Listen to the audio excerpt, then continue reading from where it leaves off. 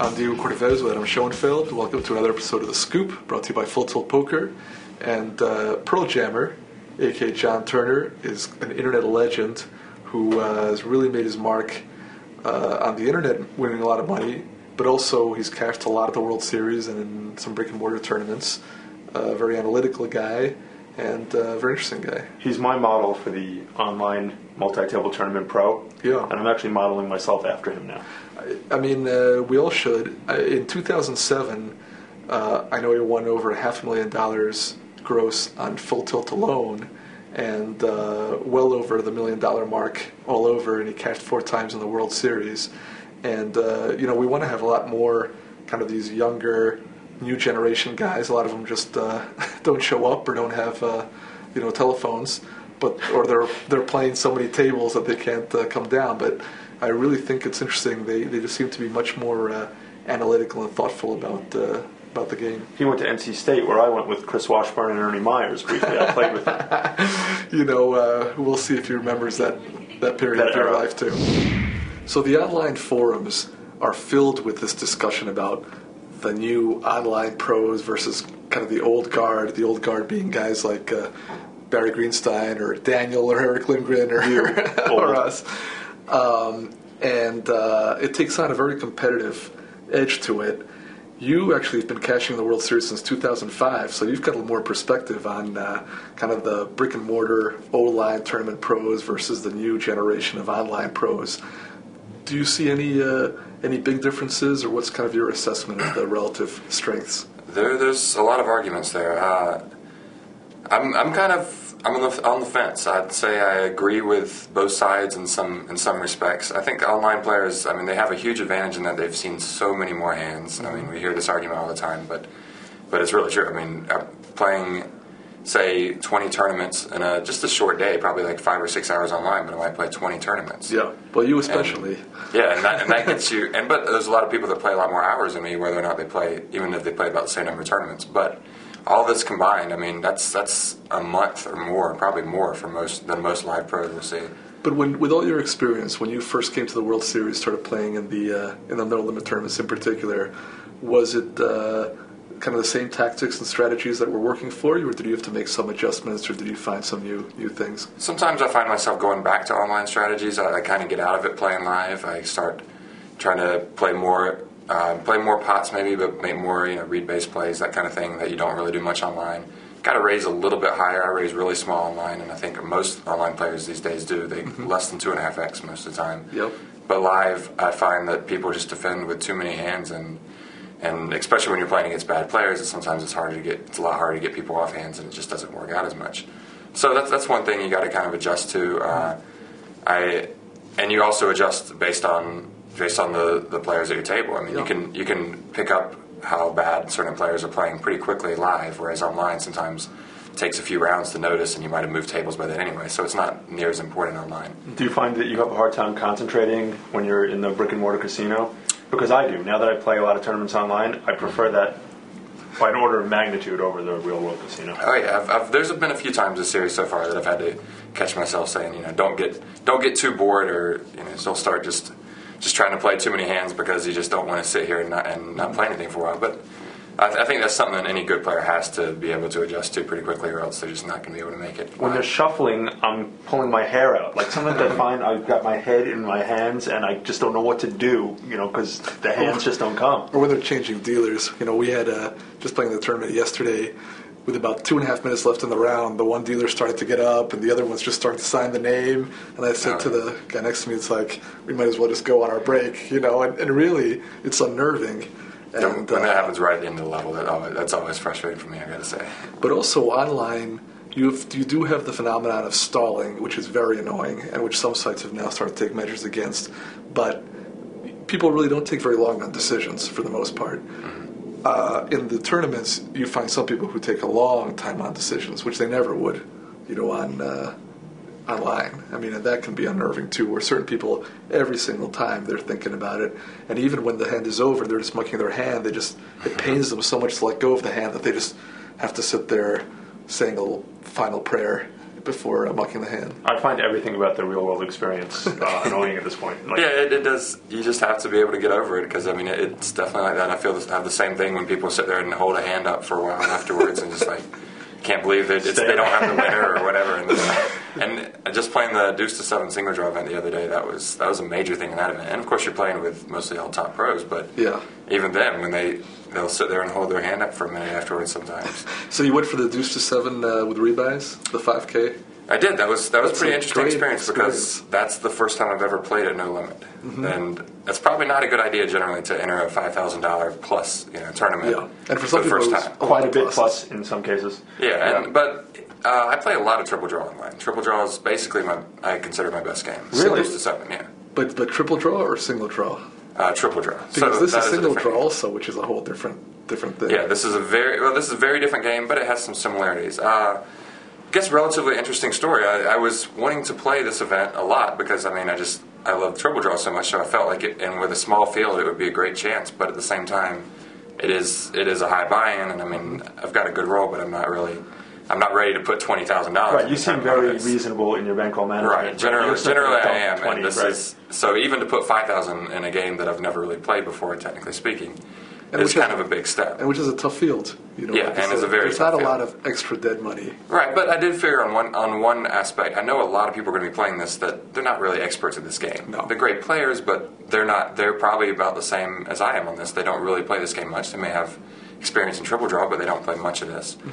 So, of course, you guys something great. But anyway, I decided I was going to approach somebody and who I knew would be excellent in this game and see if I could get a little strategy talk with them. And I actually had this idea that I would see if I could offer somebody. Negrano was the first name I thought of, and I know him a little bit. He's always been really friendly, and I felt like maybe if I could talk to him, see if he wants to take an hour out of his time. I know it might be a lot to ask, but give him 10% free roll or 15% free roll me or something for that.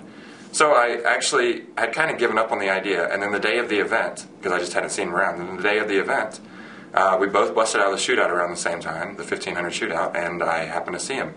And I said, why not? So I asked him, and he was really happy to do it, but he just immediately turned me down for the free roll. He just said, I don't mind talking to you about it a little bit, but don't worry about the free roll. I was going to predict that would be his reaction. Yeah, It's so not- very nice, and we only had about 10 or 15 minutes to talk, but we went over a lot of little strategy stuff. I basically explained that I play a lot of triple draw, but I've never played single draw no limit.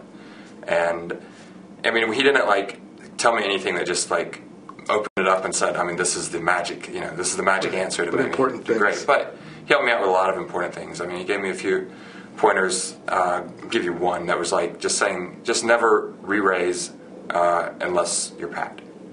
And now he said there's be certain times maybe in position, but as a general rule, just never re-raise unless you're packed. So I mean that really helped me out because probably if I'm sitting there with a Deuce 3-5-7 at the start of the tournament, I'm going to be thinking I should re-raise this. in triple draw limit, that's an automatic Yeah, raise, of course. So. But by just calling and then drawing to one, and then being able to play after the draw and maybe value bet some weaker hands, pick off bluffs. You talked about not betting out of position without an absolute monster, Right. unless it was a time when you felt you should bluff when you pair your 10 or your 8 or something, which I actually got away with a couple times in the tournament, thankfully. But overall, just to get to the tournament, it went pretty well. I put in my 5,000, knowing I wasn't going to put any more money in.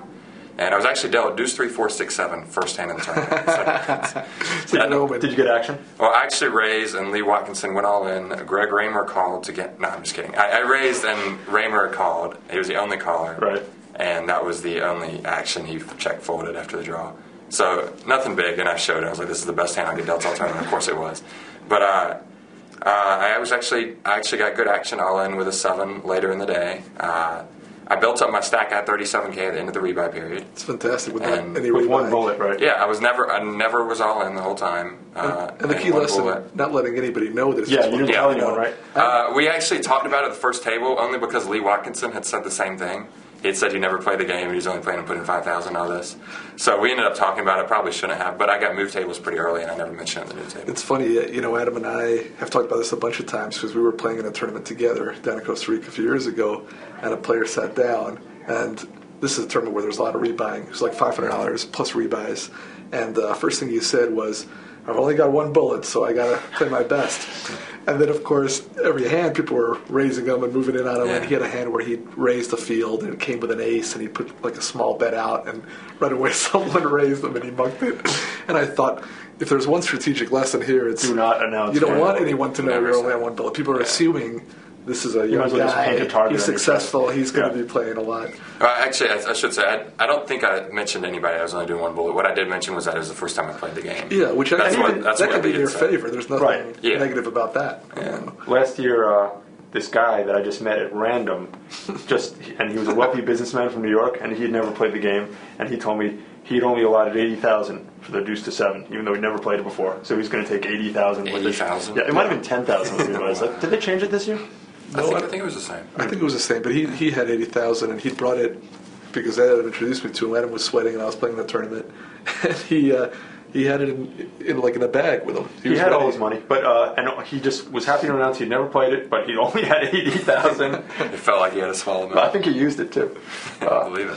So after that, how'd it go for you? You built up. It went well the first day. I was above average most of the day. I got up to about 100,000 at the max, which is probably top 5 or 10 at the time. Mm-hmm. But I lost 2 pots at the end of the day. I probably made small mistakes on both of them, and I did not for the last about 2 hours a day. I really never got dealt much of a hand. I don't think I was ever dealt better than a 10 for the last couple hours, and I made like maybe one draw to an 8, but that was it. And then so I came back second day a little bit below average. The average was 88, and I had 72, and started off well. Cooked down a couple pots with a couple big hands, but never a huge made hand, and I never got one. And Lane Flack got moved to the table with a short stack. He doubled up early, and then I guess I made my one big mistake at the tournament against him. How did that hand go? He raised, I think, so we're 6-hand at the time. He's been raising a lot of pots. Yeah. Way more than he should be.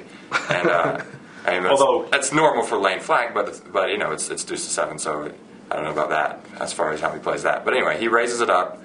I'm dealt a 10 in the next position. Pat. And pat 10, but it's a bad one. It's 9. It's 10, 9, 8, 6. That's 4, pretty rough. I believe. Very rough. Yeah, very As rough as it gets. So I mean, this is obviously a hand I don't want to be drawing here. Yeah. You But can't. I figure against Lane's range, and I have not made a re-raise the whole day, and I just figured that I should be able to get some respect. I haven't played a hand in a couple of levels, and Lane had about 46,000 to start the hand. I had about 80. And I decided I'd go with a re-raise here, and obviously I'm going to fold if somebody else moves in or something, Yeah. of course. But I felt like when it got back to Lane, most likely, I think because it's really the first hand I played since he'd been there, most likely he's not going to go all in with a pat hand, with a draw. with a draw. Yeah. And I felt like odds are pretty low of him having a better pat hand now. So I made the play. Figured there's a good chance to pick up some chips. Blinds and hands are going up there pretty big. And it gets back to him. He immediately goes all in. And immediately pats. And really, what I should have done is thought about it a little longer than I did and read a little bit more weakness into the fact that he patted so quickly that he might be just trying to get me off of a hand. But based on, I think it was 21,000 more, and I'd already I put out about 21,000 already, so it was automatic call at this point, I felt. And I So you really broke should have your thought hand? about it more. I broke it, which was, the more I think about it, I know it was a bad mistake. Especially because your draw is so poor. Yeah, because my draw is so I can barely make. I can make a 9-8, whereas I have. Right. I have a 10-9. There's not that many hands in between there. But it's turned out he flips up 10-9, 8-7 deuce. So he has a worse 10. All I had to do was wrap pat, and I got his chips. Right. But I didn't. That's so a tough one, though. I drew and made Super a jack. tough. Super tough, and he could easily It's tough, be but- a little bit worse than you too, Yeah. or better. I mean, it's so Yeah, but the problem is if he is better, there's a pretty decent chance I might be drawing dead by breaking the 10 anyway. Right. So the more I've thought about it, I know it was a mistake, and that was my mistake. The big mistake I made from never playing the game before, probably. Yeah. Throughout the tournament. So it's just tuition, 5,000 tuition in the game, which is probably pretty valuable. Yeah, it was a good Future, experience. right. I really enjoyed it. It was probably the most fun I've had at a tournament yet this year. But What I like about this, I mean, you mentioned that you're playing for example, the Raz event instead of the Heads Up Hold'em, which were on the same day. You played the Deuce to 7. I see you online playing a lot of the mixed games and all sorts of tournaments. Most of the young internet superstars have really focused on no limit hold'em, and now they're diversifying a little bit, but their bread and butter is no limit cash games and tournaments. But for a while, you've really diversified and you play all the games, which I think is interesting and fantastic.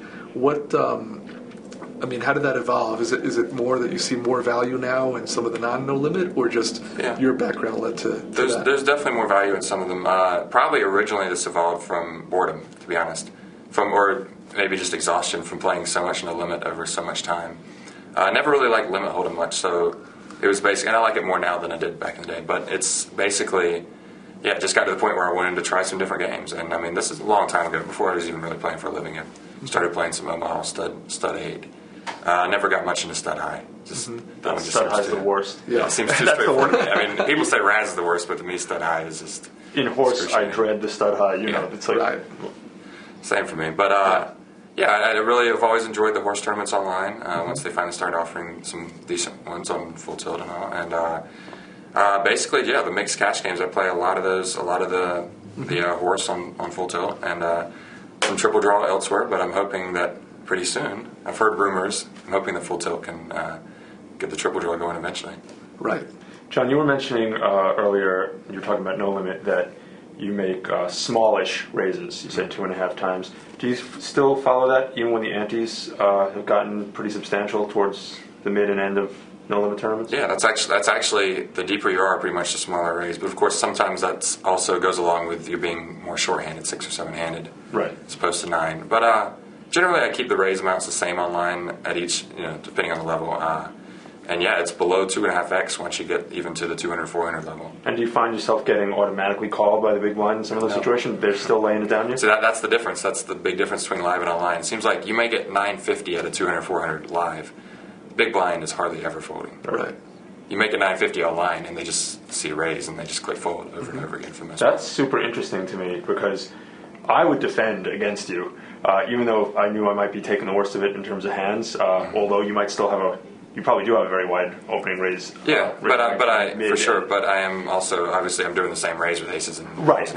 But yeah, just it is in terms a of wide range. What you're opening with, usually it's not going to be aces. But a lot of people don't defend, I guess, because I raise more because maybe I'm in the mindset that I'm playing against live players, which I'm not. I might be risking too much. Well, one thing online is the structures are such that deeper in the tournament, usually you have much lower chips relative to the blind. So if you're defending, you're really committing a much greater proportion of your stack. That's very true. It's much harder to defend. And that's part of the reason why I think that it's kind of, it is correct to fold your big blind a lot of times online, just because otherwise sometimes you're committing 10, 20% of your stack. Right, I would just out of position. 20% of my stack. Well, or even 10 or 50, whatever it is. In these tournaments of the World Series, for example, even deep, you still have a lot of play, and you're still getting a lot of implied odds by defending. So that's I think the structures are part of it more than online versus offline. Although usually. But the other part is, we had Gus Hansen, and this is a big point that he makes in his book, which is, he's an advocate of the bigger raises, and he's an advocate of the bigger raises when the antes come in, because there's more money in the pot, obviously. But actually, the way I look at it is, if there's more money already in the pot, you're already getting big pot odds whether the guy raises a lot or a little. So you might as well raise a little because the other guy's getting a big implied value anyway. So why start building the pot if you're not playing that style to begin with? Well, I'm definitely going to raise more hands once the antes kick in. That goes without saying. And I guess that's where the balance between, say, my style in that respect and Gus's, that's where it really differs. We're kind of looking at it from different angles. I'm looking at it like I'm willing to play pots, but I'm usually going to be in position with these because usually I'm getting defended by the big blind, and I'm very happy to play those pots in position. And I don't have to, I'm not necessarily making big bets on the flop or looking to build big pots there. I check behind a lot of flops. I probably c-bet less than the vast majority of players. That's interesting. And it's more for pot control than anything. But we talk about the fact that now there's been so many successive generations in a short period of time. We're like old timers. Guys like, let's say, Daniel or Eric are already considered kind of old timers. But even within the generation that grew up learning on the internet, you're already kind of one generation past. There are guys who are now 18, 19, or just turning 21. You've already been doing it for 4 or 5 years with a lot of success. Do you see a style of play in No Limit particularly evolving or changing? Because there was kind of one very predominant loose aggressive style, and at least I don't play nearly as much as you do, but it just seems like already there's been kind of a counter balance to that, and I don't know if it's just my impression or real. No, you can. I'd say, generally speaking, you can see it every 9 months or so online. I mean, nothing specific, but you can notice some trends of people playing where some of the best players or the ones who are winning the most are generally playing laggier, and then starting to play more tag aggressive, and it goes back and forth. People have always categorized me with the tight aggressive, or even for some people feel I'm weak tight, and that's, I think generally that's helped me be able to use that image. If weak tight, well, your results would indicate weak tight is okay. Yeah. You know, it's not an insult if you're making. But right, but I've never felt I was relative. playing that. I think it's some things. You know, I've put some things out there in some instructional videos on Poker X Factor and those kind of things that haven't been that a lot of people feel are really bad and weak tight, but they're very specific to the exact situation in the tournament that I'm in at the time and the way the table's playing, and I try to explain that, but sometimes people don't see that. But that kind of thing, that being out there and people discuss some of those hands in forums and really gets certain opinions of me out and opinions of my play, and really I'm able to take advantage of this pretty well. I was going to ask you, you know, you're a Red Pro, obviously, and not only are you a Red Pro, you're super renowned online, so everyone knows who you are. And I find just as, you know, a Red Pro, like, people are willing to call me sometimes because they want the t-shirt or the $150. Do you find that you have to take that into account? Definitely. This is sometimes it's a blessing, sometimes it's a curse. Yeah, I've seen guys like quintuple you up for no reason. Oh, yeah. On the other hand, I've seen you get broke when the guy called you with 8 high because he wanted a t-shirt. I believe I shoved in the other day in a 30 rebuy tournament, King 9 suited with 16,000, the big blind was 1,600 in like the cutoff or so. A little bit loose shove, but I mean not that loose. But I had the button isolates all in, and as soon as he isolated all in, I said to my friend next to me, I was like, I know I've got this guy beat. Because this guy had done this twice already today, just in the same tournament, just trying to knock me out, just isolating with random hands. He had 6-7 offsuit. And I held up, you know, doubled up, ended up making the final table in the tournament. But it was, I mean, I get that sometimes, and I mean, that's definitely, in times like that, it's a blessing, but there's times when they hit. Yeah, when they hit. I mean, I got knocked out of the 750K recently when a guy caught off half his chips with no money in the pot with a Jack-6 offsuit when it was a pretty decent shove. And I had ace-king and he won. And right. That was into the tournament when it's like that hand never should happen. It should just take down the blinds, of course. I mean, the one thing that's amazed a lot of people, perhaps becoming less amazing now, is just the volume of tournaments that you play. I mean, I understand playing a lot of live games simultaneously, I suppose. You can play somewhat mechanically, but just looking at your results, I mean, depending on how many days you're playing, I assume you play most days, but still, you were averaging something like 20, 25, 30 tournaments per day. Now, some of them, of course, you get knocked out quickly, but how many simultaneous are you able to play, and are you able to really get a feel for other players at the table and the context, and the chip positions, and all the other stuff that comes into play? There's a lot of little questions here, but I'll give you a lot of numbers here. I'd say the max I've ever played is 18 at once. And I think table tournaments. Yeah, MTTs, and that was on Sundays because there's more start then, and if I managed to survive in some. But for a long time, you know, that happens. But I think last time that happened, I ended up sitting out of 3 of them for about an hour because I was deep in a couple majors, and it just just seemed like it was definitely worth it to keep it down to, I think 14 is about the max that I can play without really feeling like I'm ever missing a hand or anything like that. But once it gets above that, it's a little bit difficult for sure, and it's generally I find that some of the smaller ones, if they're new, just sit out of those for a little while. As for how many a day I play or so, I probably play a lot less than you're thinking, and I used to play more than I do now. Yeah. I've cut down. I think of you as playing actually a reasonable to high, but not. I think maybe a year or two ago was when you. Yeah, a couple years ago, I was playing just about everything I could, and I'd probably start earlier in the day than I do now, and played a little later and all that. So I'd probably play 25 or so in a day.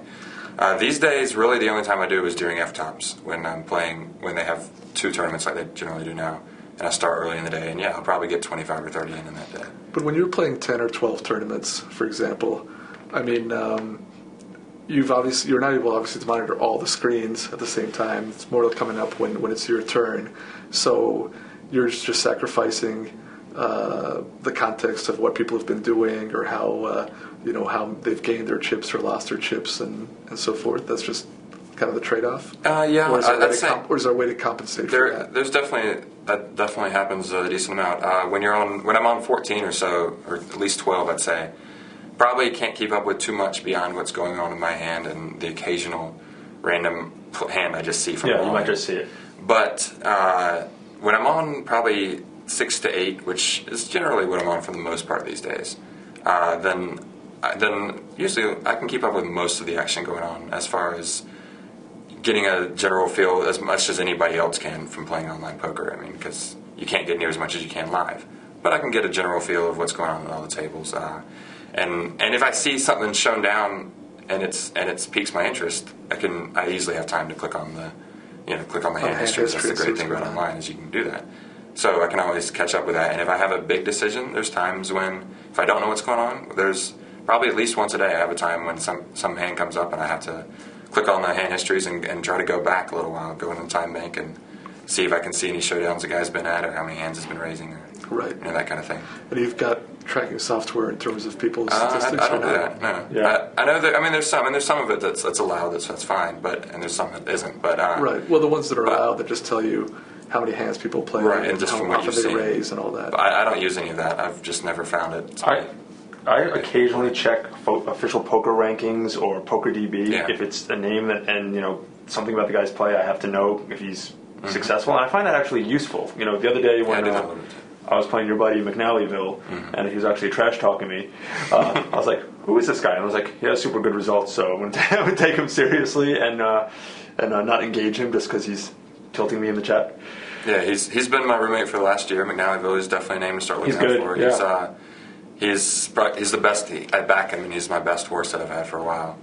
He's played about 6 or 7 tournaments here, though, and he's made it to past the dinner break in basically all of them and had chips in a lot of them, but hasn't cashed one. So he's a protege of yours, so to speak. You could say that. I mean, he was already a really good player when I met him. You tell him to watch himself in but the we chat. talked a lot. Yeah. He has a tendency to try to have some fun in the chat. No, and it was fun actually. So Different chat style. So you're going to play a whole mix of tournaments here at the World Series, and 50K horse part 50K of it? horse is not part of that. Pretty sad story. This Sunday, we watched. I got third in the satellite on Full Tilt. We were playing, and then we watched. I was saying to Diego, that's got to be one of and I think only that event. It's the biggest It's one of the worst bubbles ever. It's probably the sickest bubble in all. Yeah. It's tied for biggest bubble in poker. Well, it's actually not the biggest. I had a bigger one last year. I bubbled the World Series Europe to a one-outer on with Kings vs. Jacks, and the guy had folded a jack, and that was. I mean, I didn't do the absolute bubble. I got like 40th, paid 36, and that was 55,000. Wow. Yeah. So. But still. Yeah. Yeah, well, this was sick on This is a Sunday, tough for sure. one. I mean, we were all playing. This is where we all played. For $1,000, you get a shot at the 50K horse. And they were giving away 2 seats, and got down to 3-handed. You, Bill Gazes, and another giant. Brucey giant. And you were pretty close in chips. So I was watching, and I said, this is going to hurt for someone because, I mean, first place 50K. Well, 52K because they put in some extra money. Second place 52K. Third place 0. Just a story. Thanks for coming out. That's a tough Off the money. Tough go. And the tournament had a really good structure. I mean, it had a lot of play, but at the same time, once you get down to the final 3, anything can happen. Yeah, we played 3-handed for over an hour for sure, maybe an hour and a half. John Abruzzi and I had pretty good chip leads when we got to the final table. I believe we had about 70 to 80 each, and the next closest was 30. And Bill Gazes had 3,000. And I got to say, as soon as the final table started, I was really praying that Bill would bust very quickly because I know that he was probably overall for all the mixed games the best player at the table. It's nothing personal; it's just business. Yeah, of course. Him and Gavin Smith was at the table as well. Right. And it was a tough table. I mean, there weren't any weak spots at the final table. That's what happens deep in a horse tournament. I mean, even in this, people who are willing to just put up 1,000 to try to win a seat, where the odds are. 50 to 1 against you. I mean, there are people that obviously have some record or some desire to do well. So that was a tough one. But still, you'll play a lot of the events and not just the Hold'em events. Which the 50K horse. I'm planning to play 1 or 2 satellites at the Rio, but that's the only chance I'll have to get in that. Otherwise, I'm looking to play the Stud 8 5K next. I guess it's on Tuesday.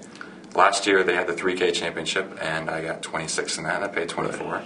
so that was fun. On the Raz.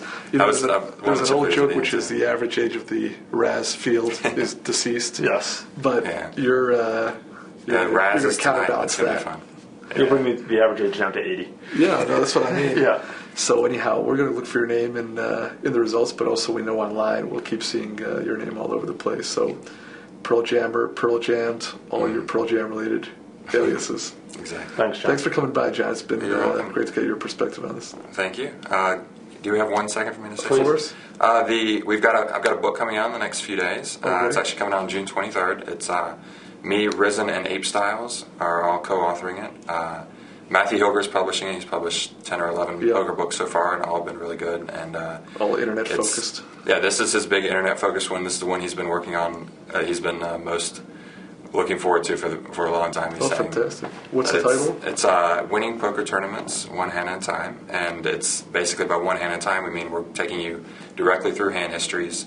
We're doing about 50 hand histories each, and then we have a section where all three of us analyze some of Matthew Hilger's hands without knowing the results, and we kind of take you through that. It sounds very There's a interesting. lot of in-depth analysis. I wish we'd started talking about that right off the bat. That sounds. I'm going to get a copy very and I'm going to interesting. use it against Jon. Yeah, no, I like that. That sounds I great. plan to have to mix up my game. All right. Well, we'll look for that book. That sounds great, actually. Thanks, John. Don't forget to join us at The Scoop, brought to you by Full Tilt Poker. Write to us at thescoop@cardplayer.com and join us on Cardplayer TV.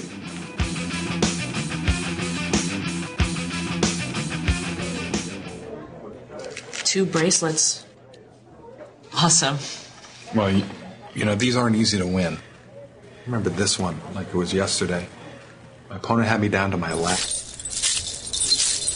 Sorry. Anyway, it's down to my last few chips. So I had to call. We play at FullTiltPoker.com.